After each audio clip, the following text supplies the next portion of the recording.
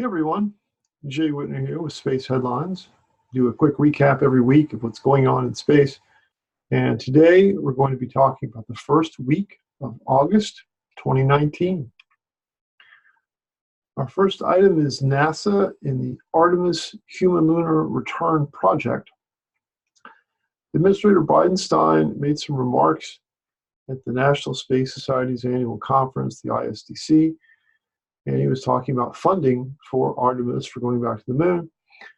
And he said that they weren't going to take funding away from the space station or from NASA science projects in order to fund the lunar return. His remarks were a little bit at odds with some things that had come out of the White House previously. The White House's original budget for 2019 showed a reduction in ISS funding as part of supporting the moon project. So we'll see how this shapes up over time. SpaceX put together an environmental report for NASA regarding Starship operations in the Kennedy Space Center vicinity.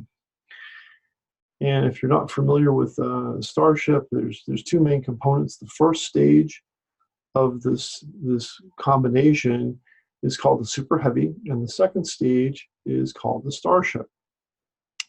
So what SpaceX wants to do is they want to put an additional launch mount at the Launch Complex 39A for the Super Heavy, and they want to put in a new landing pad at Launch Complex 39A where the Starship could land, and the Super Heavy would be landing on a drone ship offshore in the Atlantic. Perhaps the exciting part is their goal is to get up to 24 flights a year by the Starship. Each flight has the capacity to carry a lot of cargo. So this would be, I haven't done the math, but I believe far more than, for example, the Space Shuttle and all American launch vehicles combined per year in the past by just the Starship. In terms of the Commercial Crew project, we continue to have schedule slippage. The recent news is that it appears that SpaceX's Crew Dragon won't fly with crew aboard until next year. There are some milestones that have to be done before that can happen, with probably the most significant one being an in-flight abort test that has to happen. Hopefully that test will happen over the next few months. And if that goes well, that would position SpaceX for high likelihood of having the crewed flight of Crew Dragon in 2020. Elon Musk again talking about his orbital Starship prototype. For clarity, what we've been seeing with some test flights so far is the Starhopper that has one engine and is for lower altitude testing. The next set of prototypes are what they call the orbital Starship prototypes. These will have the capability to go all the way to orbit, these prototypes.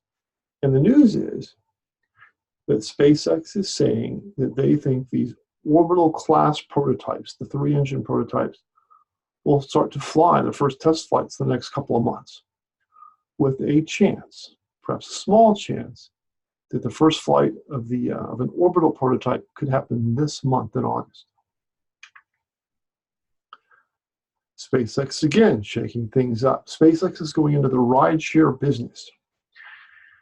If you're not familiar with this, the idea is that sometimes small satellites sort of hitch a ride with a larger payload for cost purposes. The small satellites can't afford the full freight for a whole rocket, so they sort of hitchhike along with the main payload. What SpaceX is talking about doing is dedicated rideshare flights, that the whole flight is about carrying a bunch of small satellites up into orbit. This is pretty exciting stuff because they can carry a lot of them.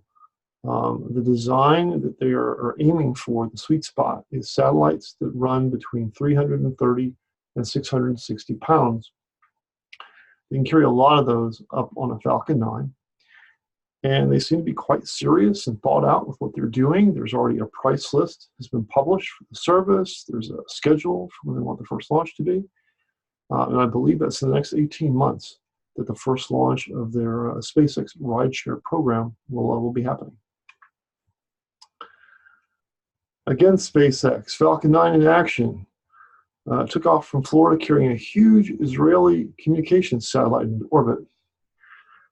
The satellite was so heavy and needed to get into such a high orbit that it was not a candidate for reusability of the first stage. So in this case, the first stage that was used, SpaceX didn't put on the landing legs and grid fins because they weren't planning to try to recover the first stage. These things certainly save mass, save weight to take all those things off. And there's additional savings by not trying to land the first stage. So they successfully put this Israeli ComSat up into orbit. Our last piece is SpaceX again. On the flight that I just mentioned, the Falcon 9 with the Israeli payload. After the flight, the SpaceX recovery ship was trying to capture one of the fairings. If you're not familiar with this, fairings is the technical term for the nose cone of the rocket. The Falcon 9, the fairing breaks into two pieces, effectively, and they try to catch them because there's delicate hardware inside the fairings that don't play well with salt water, so they don't want them to land in the salt water. So they successfully caught one of the fairings before it hit the water this time. This was the second time that they've successfully done this. And this is a big deal. SpaceX continues to strive for affordable reusability, and these fairings cost millions of dollars. So this was awesome that they were able to catch the fairing before it hit the saltwater. That's it for our news covering the first week of August 2019. Hope you enjoyed our show, and we'll see you soon with news of the second week of August. We'll see you then.